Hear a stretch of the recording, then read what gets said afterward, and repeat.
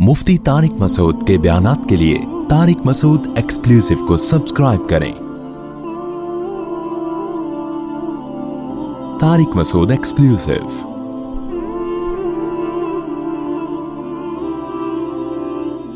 इन्नल्लज़ीना यख़शौना रब्बहुम बिलग़ैब, एक तबका तो ये है जहन्नमियों वाला। दूसरा कौन सा है? वो लोग जो अपने रब से डरते हैं बगैर देखे, क्योंकि रब को हम देख लेना तो सब डरेंगे। फिर सारे इंसान के बच्चे बोलो बन जाए, फिर तो मसला ही हल हो जाएगा ना। अल्लाह कहते हैं ना ना, इन्होंने देखा नहीं है, निशानियां देखी हैं रब की। मुल्हिद लोग, एथियस लोग बार बार कहते हैं अल्लाह है तो नजर क्यों नहीं आता? ओ भाई, निशानी रखी इसलिए जाती है ताकि निशानी देख के यकीन कर लो। आप जब रोड पे सफर करते हैं तो निशानी होती है स्पीड ब्रेकर की। ये निशानी क्यों? क्योंकि आपको स्पीड ब्रेकर नजर नहीं आ रहा। जब आएगा तो फिर ब्रेक लगाने का टाइम नहीं होगा। अबे क्या हो गया? खबरदार आगे गहरी खाई है, क्यों लिखा होता है? इसलिए कि जब खाई आएगी ना तो फिर ब्रेक का मौका नहीं होगा, फिर तो खाई होगी और आप होंगे।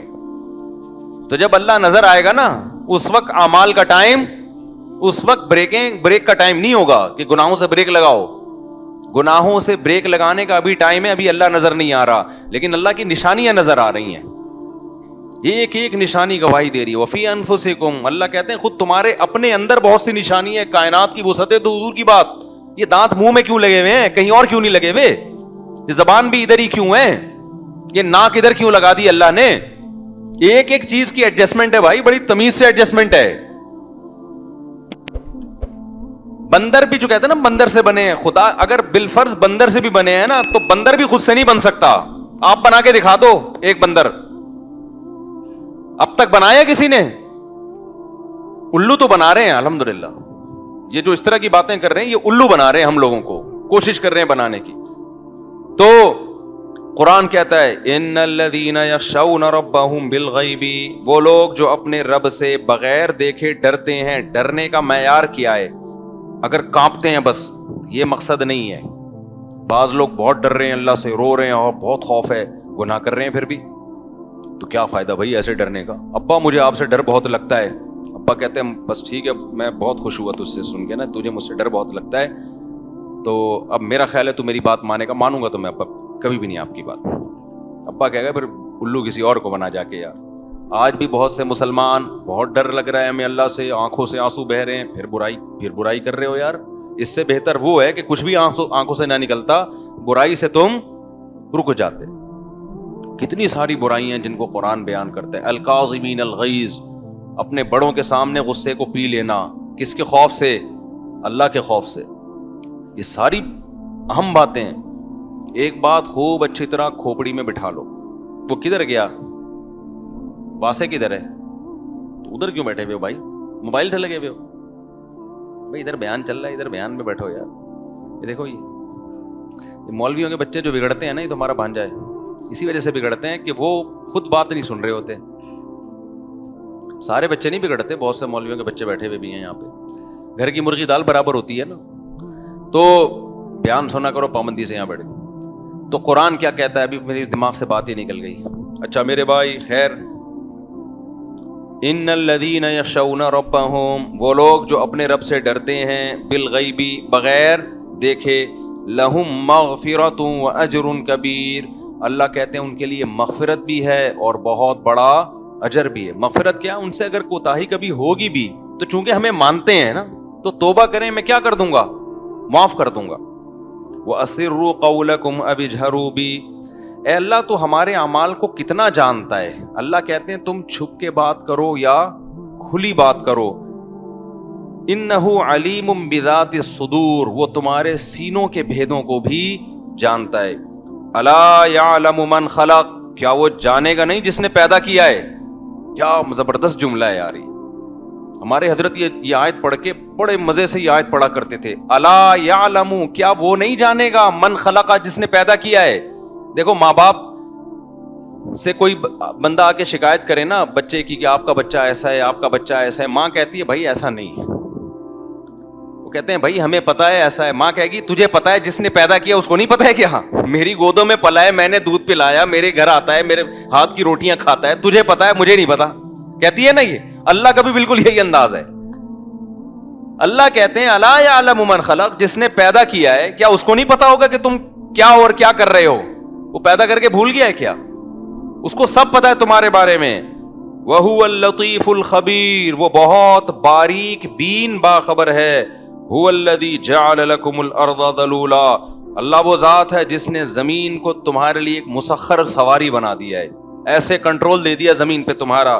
فَامْشُوا فِي مَنَاكِبِهَا, اس زمین کے کندھوں پہ بیٹھ کے سفر کرو. پھر یعنی زمین کو تشبیہ دی ہے ایک سرکش بیل سے, اور وہ آپ کے فرما بردار بنا کے نا, کسی نے سرکش بیل یا گھوڑا ہو اور وہ قابو میں نہ آ رہا ہو تو کوئی سرکش گھوڑے کو قابو کر کے آپ کو بٹھا دے اور اس کی لگام پکڑا کے بول اب اس کے کندھوں پہ بیٹھ کے جہاں مرضی جانا ہے جا. تو یہ زمین جو ہے نا ایسے گھوم رہی ہے سورج کی بڑی اسپیڈ کے ساتھ, اس کو کنٹرول کرنا ہمارے بس میں نہیں تھا. اللہ میاں نے پوری زمین اٹھا کے ہمارے تابع بنا کے بولا یہ تمہارا گفٹ ہے, ٹھیک ہے نا. اب اس پہ کیا کچھ نہیں کر رہا ہے انسان. کھودنا شروع کیا تو کھودتا ہی چلا جا رہا ہے, کھودتا ہی چلا جا رہا ہے. ڈیزل نکال لیا, زمین کی گیس نکال لی, زمین کی ہوا نکال لی. گیس نکل گئی تو ہوا نکل گئی نا زمین کی. پھر سمندروں کو مسخر کر دیا, لوہا نکال رہا ہے, پیتل نکال رہا ہے, تانبا نکال رہا ہے, بحریہ ٹاؤن میں پلاٹ بنا رہا ہے, ادھر پروجیکٹ چل رہا ہے, ادھر ہواؤں میں تتلیوں کی طرح اڑتا پھر رہا ہے. تو یہ میرے بھائی اتنی کمزور زمین نہیں ہے کہ یہ ہماری فرما بردار بن جائے. تھوڑی سی ہل لے نا یوں کر کے, تھوڑی سی. دیکھو اسپیڈ والی گاڑی جب ہم جا رہے ہوتے ہیں ذرا سی بریک لگتی ہے تو شیشہ توڑ کے آگے. یہ زمین جتنی اسپیڈ سے گھوم رہی ہے نا, تھوڑی سی بریک لگ گئی نا تو ہم سب ایسے روئی کے گالوں کی طرح ہوا میں خلا میں بکھرے ہوئے ہوں گے, اور خلا میں پھر نہ الٹے ہوتے ہیں نہ سیدھے ہوتے ہیں, پتہ ہی نہیں چلے گا نیچا کدھر ہے اوپر کدھر ہے. تو ایسے اللہ نے اس کو ہمارے تابع بنا دیا. وَكُلُوا مِن رِزْقِهِ, اور اللہ نے ایک اور کام کیا کہ اسی کی یہ روزی بھی تمہیں دے گی. اس کے ذمے ہم نے ایک اور کام لگا دیا کہ تم اس کو مسخر کرو گے, اور رزق بھی کون دے گی؟ زمین.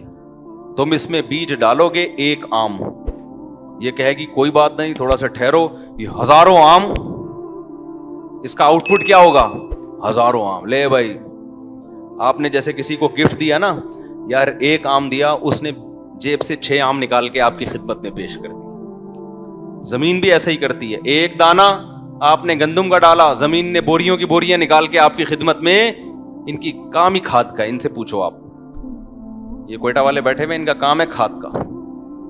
تو ایک دانہ ڈالا اور سینکڑوں دانے آپ کی خدمت اقدس میں پیش. تو رزق کون دے رہا ہے؟ یہ زمین دے رہی ہے. اور اس کو اس کام پہ کس نے لگا دیا؟ اللہ نے لگا دیا. تو اللہ کہتے ہیں اتنی بڑی زمین تابع بنا دی, یہ تو میں نے کیا ہے. آگے اللہ کہتے ہیں وَإِلَيْهِ النُّشُورُ, خوب سمجھ لو اسی زمین سے اٹھا کے اپنے سامنے تمہیں کھڑا بھی کر دوں گا میں. کیسے یار قرآن کی بلاغت دیکھو, کیونکہ دانے کا ذکر آیا نا کہ ایک آم سے ہزاروں آم پیدا ہو رہے ہیں. تو اللہ نے یہاں اشارہ دے دیا کہ جو خدا مٹی اور گارے کے ملاپ سے پورے درخت بنا کے آم پیدا کر سکتا ہے, وہ تمہیں دوبارہ پیدا کیوں نہیں کر سکتا؟ اس تم بار بار ہی کہتے ہو مٹی میں جا کے ختم, تو گٹلی بھی تو مٹی میں جا کے ختم ہوتی ہے. تو وہ دوبارہ کیوں انسان, یہ کیا ہے کہ وہ خربوزہ بنا سکتا ہے, وہ ناشپاتی بنا سکتا ہے, وہ آم بنا سکتا ہے, وہ جناب تربوز بنا سکتا ہے, وہ کھجور بنا سکتا ہے, وہ اتنے قسم کے پھل انار بنا سکتا ہے, 20 قسم کی چیزیں بنا سکتا ہے, اور انسان کو بھی اس نے پہلی دفعہ بھی بنایا, تم نے دیکھا, تو دوبارہ بنانے میں کون سی ٹینشن والی بات ہے بھائی؟ کیوں کہہ رہے ہو کہ نہیں ہو سکتا؟ یہ کون سی اچنبے کی بات ہے؟ اس لیے کہہ رہا ہے وَإِلَيْهِ النُّشُورُ, دوبارہ بناؤں گا میں, دوبارہ کھڑا کروں گا اپنے سامنے. خربوزوں کا حساب لوں گا تم سے, ناشپاتیوں کا حساب لوں گا, انگور کا حساب لوں گا کہ یہ میں نے ویسے جوس پینے کے لیے تھا, شراب بنانے کے لیے انگور نہیں دیا تھا میں نے. سمجھتے ہو کہ نہیں سمجھتے؟ آگے قرآن کہہ رہا ہے أَأَمِنْتُم مَّن فِي السَّمَاءِ أَن يَخْسِفَ بِكُمُ الْأَرْضَ فَإِذَا هِيَ تَمُورُ. اللہ کہتے ہیں جس خدا نے اس زمین کو تمہارے لیے مسخر کر دیا, اس کو تمہارے کام میں لگا دیا, جو خدا آسمانوں میں ہے, تم بے خوف ہو گئے کہ وہ زمین کو ہلائے اور تمہیں زمین میں دھسا دے. وہ یہ بھی تو کر سکتا ہے. یعنی ان چیزوں کو تم نے اپنی طاقت سے کنٹرول میں کیا بھی نہیں ہے, اتنے کمزور ہو, اور غریب کو کہتے ہو بھی سے بے غیرت. کمزور اتنے ہو کہ یہ چیزیں تمہارے کنٹرول میں بھی نہیں ہیں, اور ہم نے تمہیں تمہارے تابع بنا کے ڈش میں تمہارے لیے پیش کر دیں, اور اس کے بعد اب بھی تمہارے کنٹرول میں نہیں ہے. ہم چاہیں تو ہلائیں, فَإِذَا هِيَ تَمُورُ, یہ ہلنا شروع ہو جائے, اور جہاں ہلی ہے وہاں حال جا کے دیکھو کیا ہوتا ہے. آیا تھا نا 2005 میں زلزلہ, کیا حال ہو گیا تھا. ابھی ترکی میں ہو کر آیا ہوں میں, پوری بستیاں الٹ گئی ہیں, تھوڑا سا ہلتی ہے زمین.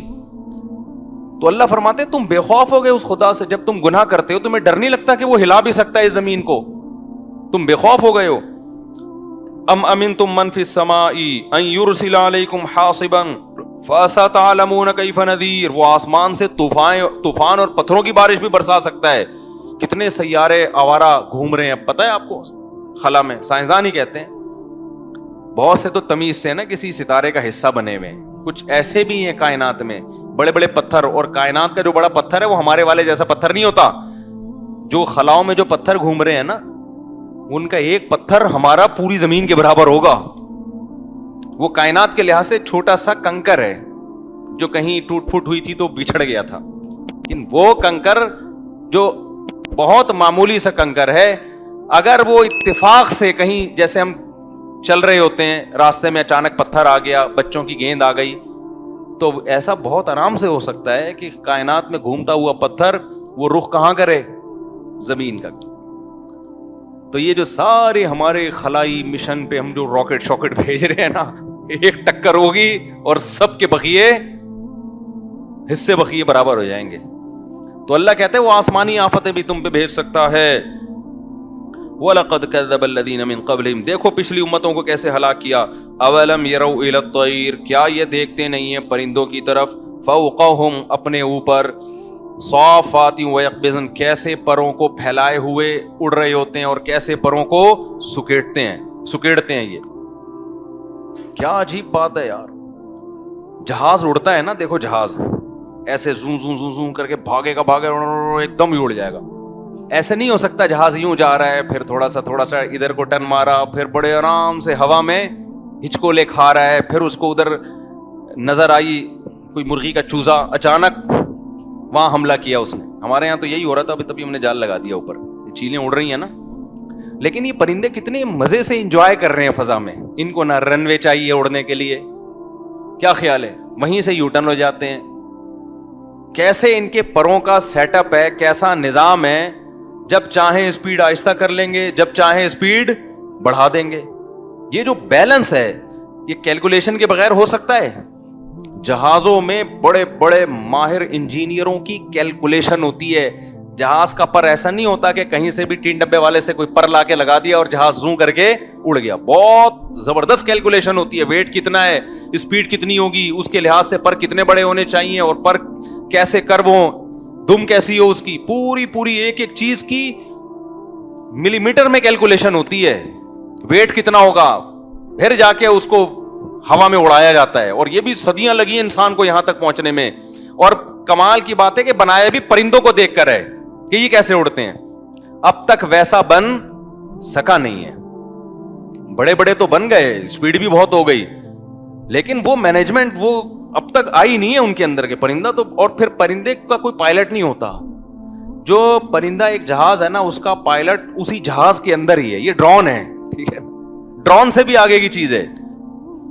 یہ خود ہی جہاز بھی ہے, خود ہی اپنا, یعنی جہاز خود فیصلہ کر رہا ہے کہ میں نے اڑ کے جانا کہاں ہے, میں نے میری اسپیڈ کتنی ہوگی اور کہاں میں نے بیٹھنا ہے. 20 قسم کے, ہزاروں کے. اور یہ مکھیوں کو دیکھو, یہ بھی تو ہوائی جہاز ہے نا, چھوٹی مکھی, یہ جو گندگی پہ بیٹھتی ہے, یا شہد کی مکھی, یہ بھی تو کیا ہے. ابے کیا ہو گیا, ہوائی جہاز ہے یا نہیں؟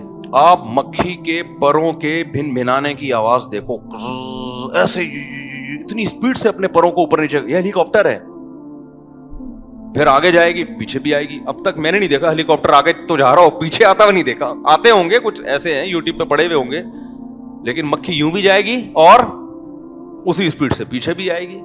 تبھی قرآن نے کہا لن یخلقوا ذبابا, تم ایک مکھی تو پیدا کر کے دکھاؤ. یہ جو گندگی پہ بیٹھنے والی مکھی ہے نا, یہ ہے ذباب. اللہ کہتے ہیں یہ تو پیدا کر کے دکھاؤ. اور پھر بتوں کے بارے میں تو اللہ نے اس سے بھی آگے کی بات کہہ دی کہ تمہارے پتھروں کے بت مکھی پیدا کرنے تو دور کی بات، تم جب ان بتوں کے سامنے مٹھائی رکھتے ہو کہ یہ کھائیں گے، بھگوان کے سامنے مٹھائی رکھی کہ بھگوان کھائیں گے، مکھی وہ مٹھائی کا تھوڑا سا ذرہ لے کے اڑ گئی، بھگوان اس مکھی سے مٹھائی نہیں چھڑا سکتا۔ وَإِن يَسْلُبْهُمُ الذُّبَابُ شَيْئًا لَّا يَسْتَنقِذُوهُ مِنْهُ، اگر ذباب مکھی اس بھگوان سے چوری کرے تو بھگوان یہ بھی نہیں کہہ سکتا یہ مکھی یہ مٹھائی میرے لیے رکھی تھی تیرے لیے۔ ہم تو بول دیتے ہیں بھائی مکھی آگے ہٹاؤ یار اس کو، یار یہ کیا مکھیاں بن میں آ رہی ہیں۔ بت خاموش بیٹھا رہتا ہے، وہ نہیں کر سکتا یہ۔ تو آگے چلتے ہیں، اللہ کہتے ہیں ان پرندوں کو دیکھو، ما یمسکہن الا الرحمن، رحمان کے سوا ان کو کسی نے نہیں تھاما ہوا ہے، یہ سارا رحمان کا بنایا ہوا نظام ہے۔ تو آگے قرآن میں یہ ساری اسی طرح کی باتیں ہیں۔ ایک آیت بس پڑھ لیتا ہوں میں جو سورہ ملک کی آخری آیت ہے، قل ارأیتم ان اصبح ماؤکم غورا، اللہ کہتے ہیں جو آسمان سے پانی ہم زمین میں اتارتے ہیں، اگر یہ اور نیچے چلا جائے، کیسا نظام ہے یار، زمین پانی نیچے کی طرف جاتا ہے نا، ایسا ہی ہے کہ نہیں ہے؟ تو اب یہ جو بارشیں برس رہی ہیں، پانی کو چاہیے نیچے جائے نیچے جائے تو جاتا رہے نا، لیکن ایک جگہ جا کے کیا ہوتا ہے، رک جاتا ہے۔ میں نے خود دیکھا ہے، کنواں کھودو آپ، پانی آئے گا، آتے آتے نیچے جاؤ گے نا خشک مٹی آنا شروع ہو جائے گی۔ اللہ میاں نے اس پانی کو وہاں روک دیا تھا تاکہ انسانوں کے لیے اس تک پہنچنا مشکل نہ ہو، تہیں بنا دی ہیں۔ پانی سب سے زیادہ ضروری، لہذا وہ بہت زیادہ گہرائی میں نہیں ہوگا۔ پیٹرول ہمیشہ ضرورت نہیں تھی انسان کو، اب ضرورت ہے، آبادی بڑھ گئی ہے، تو اس تک پہنچنے کے لیے اللہ نے مشکلات رکھی ہیں بہت نیچے۔ اگر ایسا ہوتا کہ پانی پیٹرول کی جگہ ہوتا، پیٹرول پانی کی جگہ ہوتا، تو ہم لوگ سی این جی گیس پہ اپنے آپ کو سیٹ کرا چکے ہو اب تک۔ کیا خیال ہے؟ پیٹرول کی ٹینکیاں لگائی ہوئی ہوتی ہم نے کہ یار روٹی موٹی پراٹھے چھوڑ دو بھائی، پیٹرول پہ سیٹ ہو جاؤ۔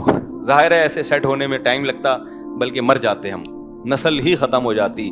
اللہ نے کیا کیا، پانی آتا ہے، وہ بارش آتی ہے تو پانی ہوتا ہے۔ میرا بچہ جو ہے نا اس دن بیٹھا ہوا کہہ رہا ہے، چھوٹا بچہ بھی، بولنا بھی صحیح نہیں آتا اس دن بیٹھا ہوا کہہ رہا ہے جب بارش ہوتی ہے تو پانی آتا ہے، جب بارش بہت زیادہ ہوتی ہے تو پانی بہت زیادہ آتا ہے۔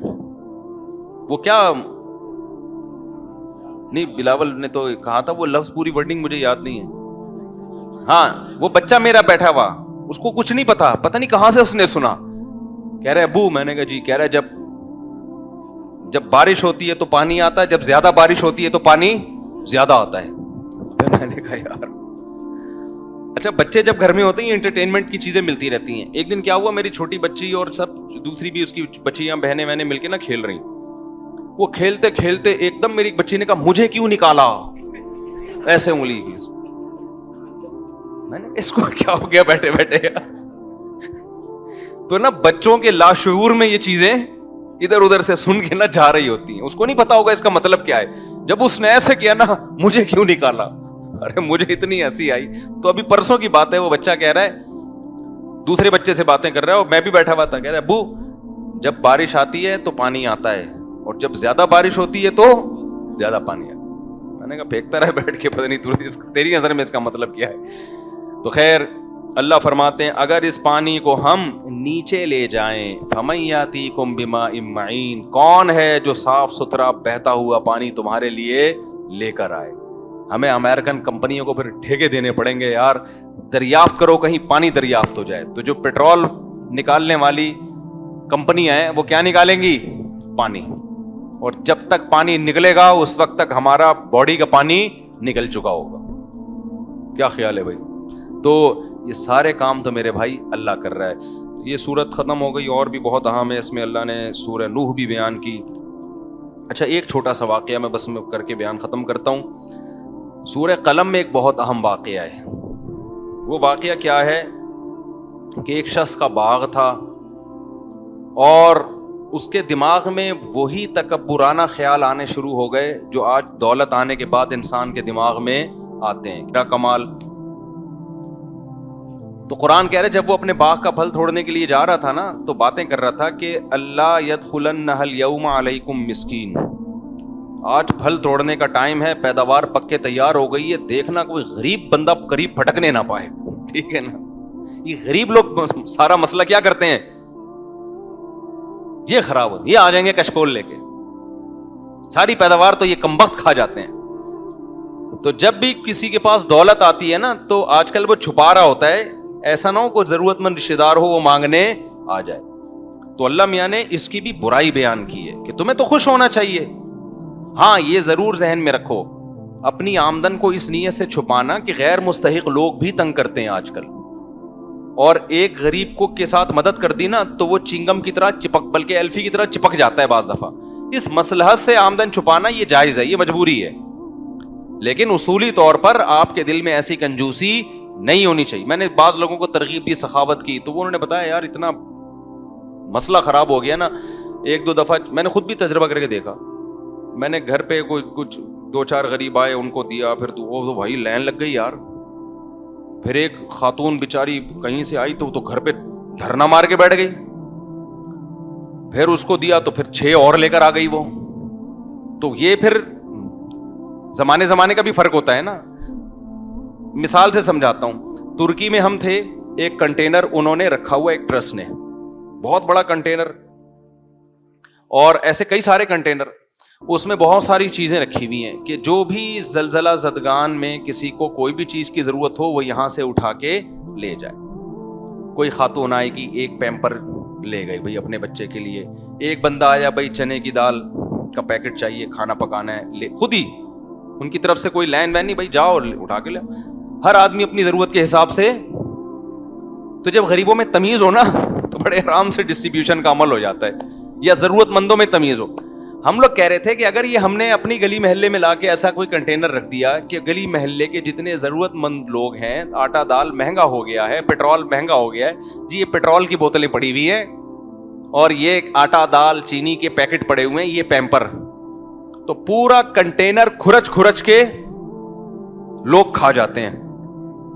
تو وہاں پھر ایسی سخاوت آپ افورڈ, ایسی جگہ پر ایسی سخاوت آپ افورڈ نہیں کر سکتے. وہاں پھر یہی ہوتا ہے کہ بتاؤ بھی نہیں کہ ہمارے یہاں سے زکوٰۃ بڑھتی ہے.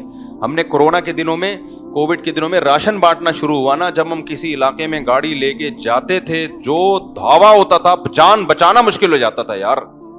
پھر اس کا ہم نے سیٹ اپ چینج کیا کہ بھائی غریب کو نہ بتاؤ کہ ہمارے یہاں راشن بٹتا ہے, پہلے سروے کرو, جو غریب ہیں ان کو ٹوکن دے دو, اور پھر بالکل الگ جگہ بتاؤ کہ جس جگہ یہ ٹوکن لے کے آئے گا اس جگہ خوراک بٹے گی, اور بٹنے کے بعد آپ وہاں سے بالکل غائب. اب اگلے دن کہاں بٹے گی یہ کل اعلان ہوگا, ورنہ پہلے سے لوگ آ کے بیٹھے ہوئے ہوں گے, اور خوراک بٹے نہ بٹے آپ بٹ جاؤ گے. کوئی آپ کا بازو لے کے گھر جا رہا ہوگا, کوئی آپ کے شلوار لے کے جا رہا ہوگا, کوئی پاجامہ لے کے, کوئی بنیان لے کے, اور چڈی پہن کے آپ گھر آ رہے ہو, سمجھ رہے ہو. تو اس لیے کچھ چیزیں مصلحت ہوتی ہیں, لیکن اصولی طور پر جب اللہ آپ کو پیسہ دے تو دل بڑا رکھنا چاہیے, یار اللہ نے مجھے دیا ہے, تو اس وقت یہ جذبات آنے چاہیے, انشاءاللہ اب میں اپنے رشتہ داروں میں غریبوں کی, مسکینوں کی اور لوگوں کی مدد کروں گا, یہ جذبہ ہونا چاہیے. اللہ تعالیٰ سمجھنے کے عمل کی توفیق عطا فرمائے.